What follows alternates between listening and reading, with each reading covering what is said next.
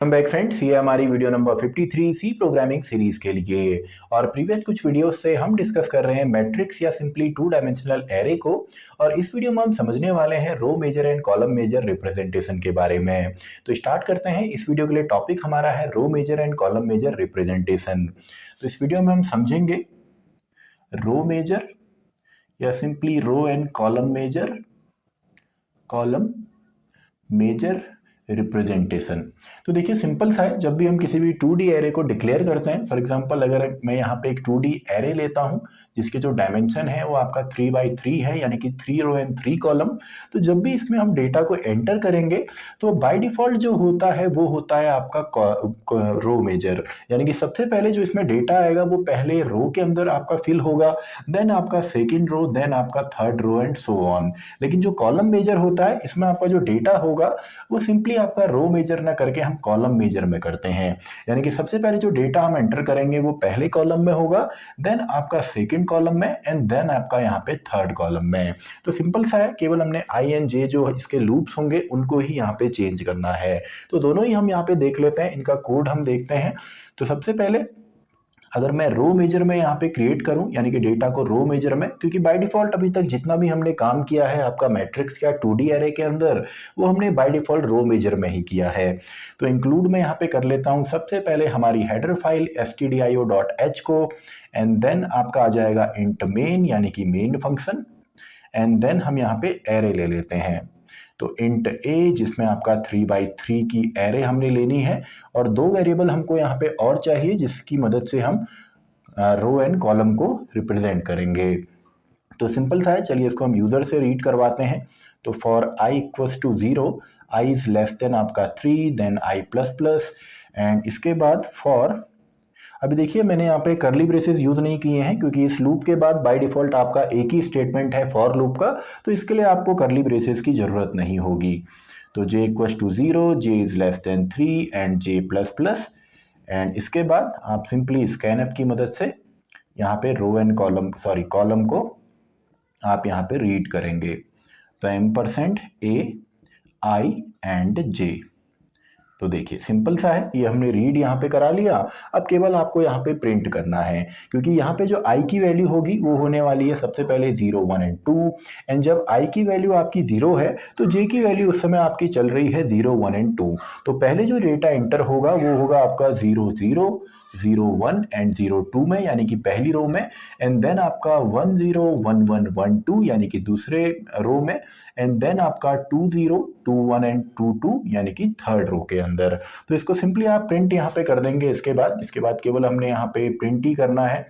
तो प्रिंटफ में मैं यहाँ पे लिख देता हूँ मैट्रिक्स जो हमारी है।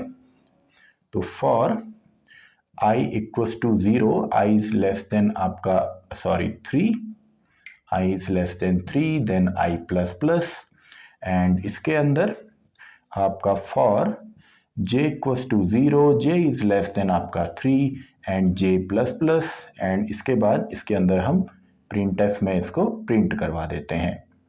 तो %d क्लैरिटी के लिए /t यानी कि टैब डिफरेंस aij को हमने प्रिंट यहाँ पे कराना है। एंड देन नेक्स्ट लाइन में अगर आप चाहते हैं कि ये न्यू लाइन में आए, यानी कि हर एक रो के बाद ये न्यू लाइन में हमको दिखे, तो उसके लिए /n, एंड दोनों ही लूप क्लोज करने के बाद सिंपली इस प्रोग्राम को हम रिटर्न 0 से क्लोज करेंगे। तो देखिए ये तो हमारा कॉलम मेजर है जो अभी तक हम करते हुए आए हैं। तो रो मेजर है। तो कॉलम मेजर के लिए भी आपका सिंपल सा है, उसका डायरेक्टली मैं लूप यहाँ पे बना देता हूँ। तो फॉर जहाँ पे हमारा i था वहाँ पे हम पहले j को यूज करेंगे। तो j plus plus for i equals to 0, i is less than 3, i plus plus, and scanf के अंदर सिंपली हमारा सेम ही रहेगा %d एड्रेस ऑफ aij। लेकिन जब आप प्रिंट करेंगे तो प्रिंट करने का भी तरीका आपका नॉर्मली रहेगा, यानी कि इसी फॉर्म में प्रिंट करेंगे, केवल रीड करते समय हमने i और j को यहाँ पे चेंज कर देना है। तो इसके बाद सिंपल था, इसके बाद केवल आपने प्रिंट ही करना है। तो ये हमारा कॉलम मेजर में हो गया। कॉलम मेजर में कैसे, क्योंकि j की वैल्यू सबसे पहले आपकी 0 होगी, तो i की वैल्यू उस समय आपकी क्या होने वाली है 0, 1 एंड 2। तो यहाँ ये कहाँ पे आएगा 0, 1, देन आपका देखिए कॉलम तो फिक्स है, यानी कि सॉरी आई जे, तो आई की वैल्यू हमने चेंज यहाँ पे करनी है, जे की वैल्यू तो हमारी फिक्स यहाँ पे रहेगी, तो जे की वैल्यू हमारी फिक्स है 0 0 0 एंड आई की वैल्यू सबसे पहले होगी 0 देन 1 देन 2, तो पहला कॉलम हमारा रिप्रेजेंट होगा। ऐसे ही सेकेंड टाइम हमारा जो जे की वैल्यू है अगेन वो फिक्स रहेगी 1 पे एंड आई की वैल्यू 0 1 एंड 2 होगी and third time also column will be fixed and हमारी जो रो है जो आई है वो चेंज होगा 0 1 2। तो इससे क्या होगा, हम जो डेटा रीड कर रहे हैं वो कॉलम के फॉर्म में ही रीड कर रहे हैं, लेकिन जब आप इसको केवल प्रिंट करेंगे तो आप इसको नॉर्मली ही प्रिंट करेंगे।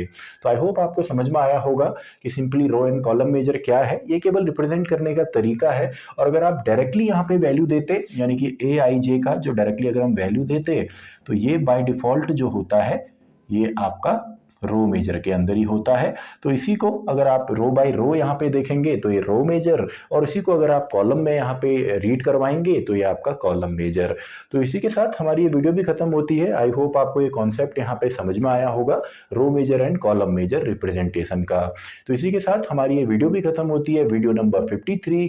तो मैं मिलता हूँ आपसे नेक्स्ट वीडियो में, वीडियो नंबर आपका 54।